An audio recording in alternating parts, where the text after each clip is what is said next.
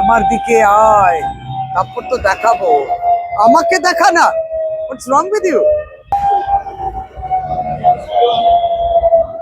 হ্যাঁ, এই বহিরাগত বিজেপি আজকে নাকি ব্রিগেডে যাচ্ছে। তারা যাচ্ছেন প্রধানমন্ত্রীর কথা শুনতে, আর যাওয়া আসার পথে যে অরাজকতা সৃষ্টি করছে তার নিদর্শনটা দেখাচ্ছি। আমি ডক্টর শশী পাজা, এবং আমি আমার বাড়ি এটা, এই বাড়ির সামনে আমি এখানকার বিধায়ক।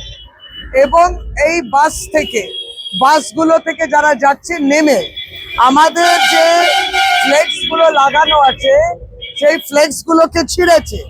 এই দেখুন তার অবস্থা। এই কাপুরুষ বিজেপি বাস থেকে নেমে ফ্লেক্সগুলো ছিঁড়ে পালিয়ে গেল। এরা হচ্ছে সেই বিজেপি যারা বাংলাকে বঞ্চিত করে বহিরাগততার জন্য 2 লক্ষ কোটি টাকা বাকি রেখে দিয়ে। বিশ্বগুরুকে শুনতে যাচ্ছেন, আর এখানে গ্যাসের দামেতে নাজাহাল অবস্থা মানুষের। তারা গুরুর কথা শুনতে যাচ্ছেন। গ্যাসের ওই চড়া দাম, গ্যাস পাওয়া যাচ্ছে না।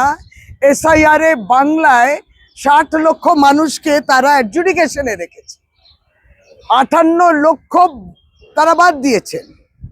আর তারপরেও আরো 64-65 লক্ষ তারা ওই ডিলিট করেছে।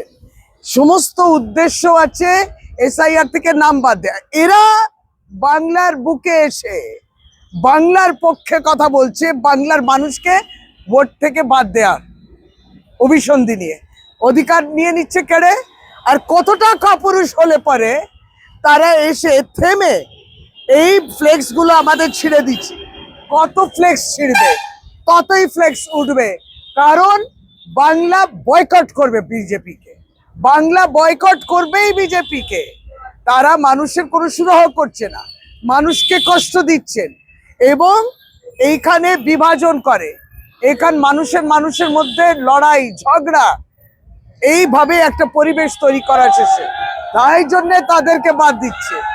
আবার ভগবানের নামেতে তারা জয়ধ্বনি দিচ্ছেন আর করছেন যত ভগবান যেটা বলছেন তার বাইরে তারা বলছেন। এই দেখুন, তাই তাদেরকে বয়কট করতে হবে। এবং আজকের এই ঘটনাটা আপনাদের দৃষ্টি আকর্ষণ করছে।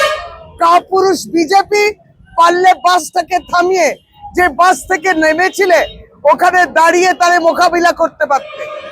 আমাদের 8 নম্বর ওয়ার্ডে আমার বিধানসভা কেন্দ্রেও মাতাল অবস্থা, মাতলামো করছিল গতকাল রাত্রে মনোজ সিং, ভারতীয় জনতা পার্টি নিজেকে নেতা বলে। ওই মাতাল অবস্থায় সে গতকালকে এই বয়কট বিজেপি ছিঁড়েছে।